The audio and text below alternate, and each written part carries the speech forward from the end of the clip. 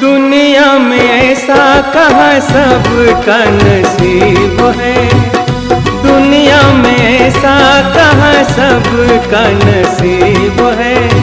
कोई कोई अपने उनके करीब है, दुनिया में ऐसा कहाँ सबका नसीब है।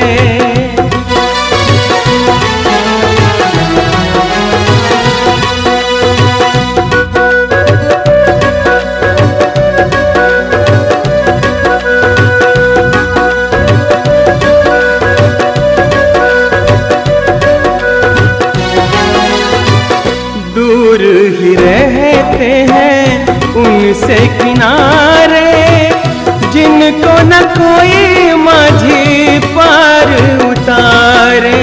हे मनुष्य, तिथि 14 अक्टूबर ईश्वर पुत्र आदि श्री अरुण का happiest day and life turning day है।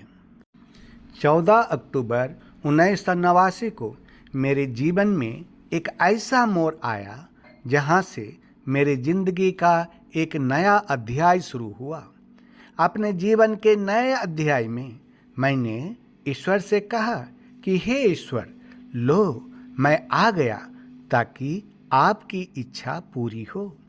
जिस प्रकार भगवान की बात सुनने से अर्जुन को तृप्ति नहीं हुई, ठीक उसी प्रकार मेरे व्यापक ज्ञान सुनने से लोगों को तृप्ति नहीं हुई। क्यों? क्योंकि भगवान की दी हुई गुप्त बात तो केवल भगवान के अनन्य प्रेमी भक्त ही सुनने के अधिकारी हैं। इसलिए मैं ईश्वर पुत्र आदि श्री अरुण आपसे कहता हूँ कि आप मेरी बात दोबारा से सुनिए। ऐसा क्यों? क्योंकि मैं आपसे बहुत प्रेम करता हूँ। इसलिए मैं आपसे परम हितकारक वचन, परम रहस्य और अपना प्रभाव युक्त वचन फिर से कहूँगा।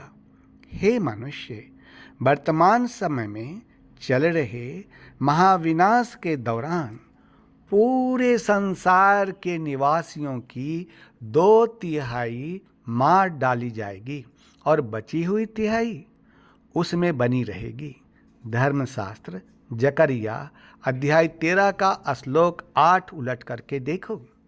हे मनुष्य, यदि वर्तमान समय में 8 अरब लोग हैं तो 6 अरब लोग मर जाएंगे और 2 अरब लोग ही जीवित रहेंगे।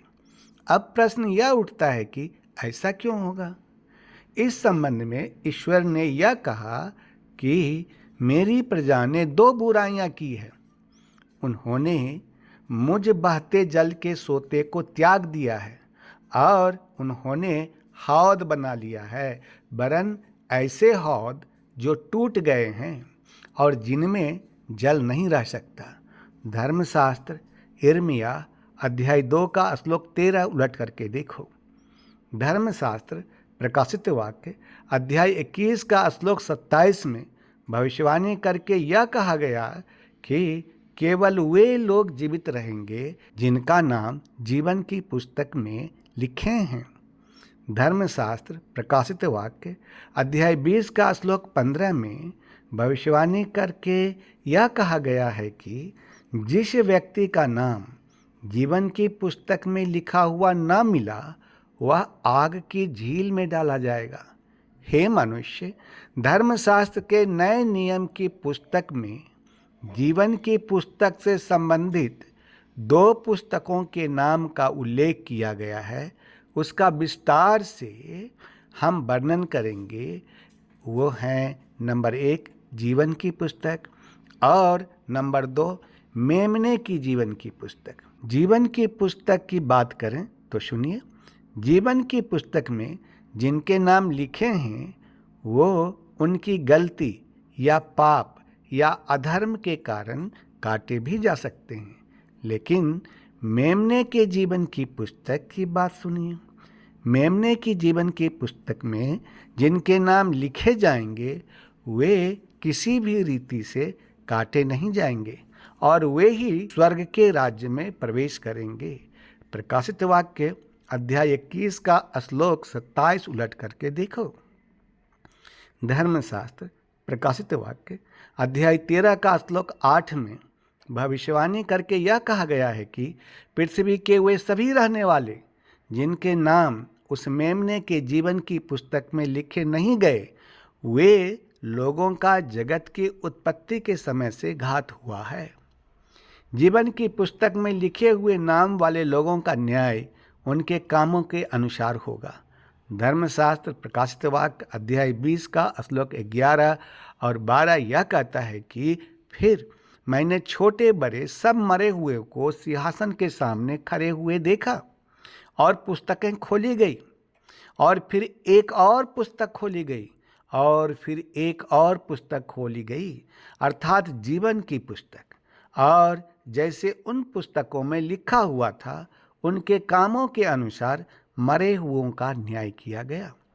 धर्मशास्त्र प्रकाशित वाक्य 2 बात कहता है, केवल वही लोग जीवित रहेंगे जिनका नाम जीवन की पुस्तक में लिखा है, अथवा नंबर 2 जिनका नाम मेमने की जीवन की पुस्तक में लिखी हो।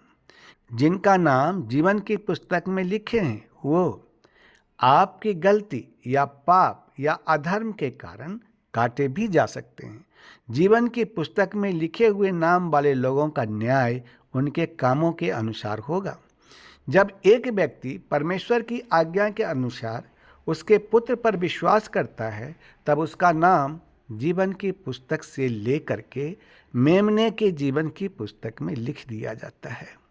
धर्मशास्त्र यूहन्ना अध्याय 3 का श्लोक 16 या भविष्यवाणी करके कहा है कि परमेश्वर ने जगत से ऐसा प्रेम किया कि उसने अपना इकलौता पुत्र दे दिया, ताकि जो कोई उस पर विश्वास करे उसका नाश न हो वरन अनंत जीवन पाए। अर्थात आपके विश्वास के कारण ही आप दंड से मुक्त हो जाते हैं। तो आपने सुन लिया कि मेमने के जीवन की पुस्तक में नाम कैसे लिखवा सकते हैं। धर्मशास्त्र प्रकाशित वाक्य अध्याय 3 का श्लोक 5 यह कहता है कि जो मृत्यु पर या संसार पर जय पाए उसे श्वेत वस्त्र पहनाया जाएगा, और मैं उसका नाम जीवन की पुस्तक में से किसी भी रीति से नहीं काटूंगा। धर्मशास्त्र 1 यूहन्ना अध्याय 5 का श्लोक 4 यह कहता है कि जो कुछ परमेश्वर से उत्पन्न हुआ है वह संसार पर जय प्राप्त करता है।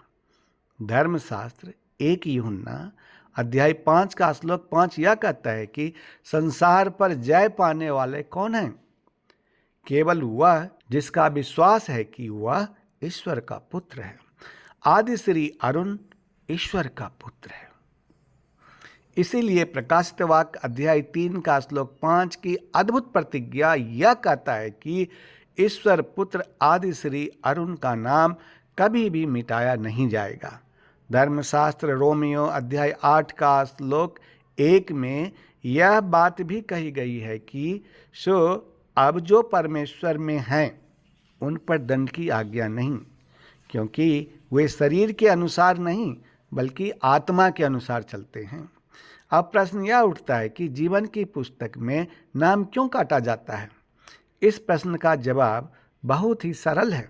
केवल पाप करने के कारण ही नहीं, बल्कि उस व्यक्ति का नाम जीवन की पुस्तक में से इसलिए काटा जाता है जो पाप करता है और अधर्म करता है। ईश्वर की नज़र में सबसे बड़ा पाप क्या है? ईश्वर की आज्ञा को नहीं मानना। मनुष्य के पाप कर्मों और अधर्मों के कारण ही अथवा ईश्वर के आज्ञा को नहीं मानने के कारण ही उसका नाम जीवन की पुस्तक में से काट दिया जाता है। जीवन की पुस्तक में से लोगों का नाम लिखने और काटने का काम केवल स्वयं ईश्वर ही कर सकते हैं, क्योंकि यह अधिकार केवल ईश्वर के पास ही है और दूसरा किसी भी व्यक्ति या 33 करोड़ देवी देवताओं के पास नहीं है। नहीं मरने वाले लोगों में 2 श्रेणी के वे लोग हैं, जिनमें पहला, जिन्होंने जीवन का मुकुट पा लिया हो, यानी कि लोग जीवन के मुकुट के रास्ते से भी जीवित रह सकते हैं और मुकुट पहनकर बिना मरे ईश्वर के साथ निज धाम जा सकते हैं। धर्मशास्त्र प्रकाशित वाक्य अध्याय 3 का श्लोक 11 में ईश्वर ने लोगों से कहा कि मैं शीघ्र ही आने वाला हूँ। जो कुछ तेरे पास है उसे थामे रह, ताकि तेरा मुकुट कोई छीन न ले। और नंबर 2, मेमने का विवाह। मेमना का अर्थ होता है ईश्वर पुत्र, यानी कि ईश्वर पुत्र का विवाह। धर्मशास्त्र प्रकाशित वाक्य अध्याय 19 का श्लोक 7 और 8 यह कहता है कि आओ हम आनंदित और मगन हों और उसकी स्तुति करें, क्योंकि मेमने का विवाह आ पहुंचा है और उसकी दुल्हन ने अपने आप को तैयार कर लिया है। उसको शुद्ध और चमकदार महीन मलमल का कपड़ा पहनने का अधिकार दिया गया। तथास्तु, अर्थात ऐसा ही हो।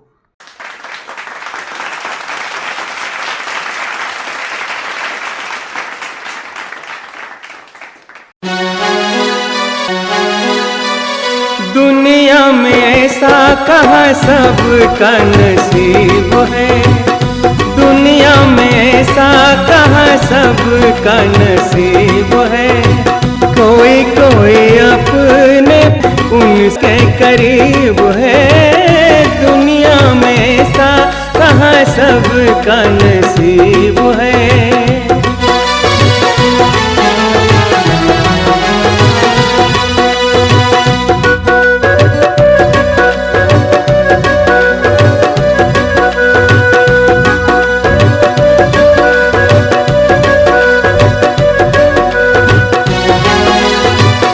दूर ही रहते हैं उनसे किनारे, जिनको न कोई माझी पार उतारे। दूर ही रहते हैं उनसे किनारे, जिनको न कोई माझी पार उतारे।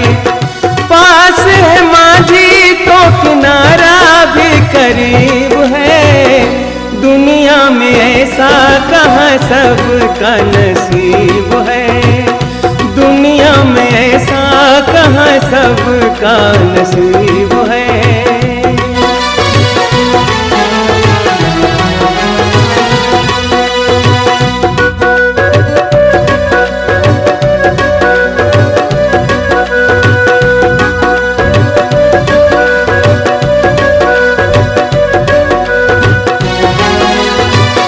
चाहे बुझा दे कोई दीपक सारे, प्रीत बिछाती जाए राहों में तारे।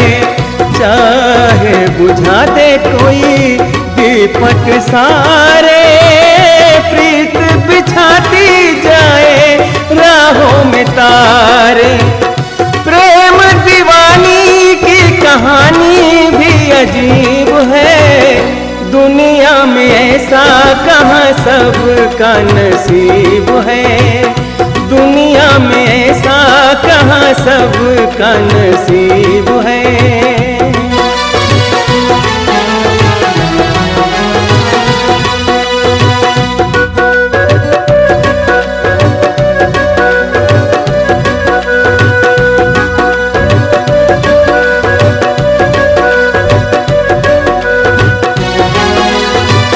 बरखा की रुत हो या दिन हो बहार के, लगते हैं सुने सुने बिन तेरे प्यार के।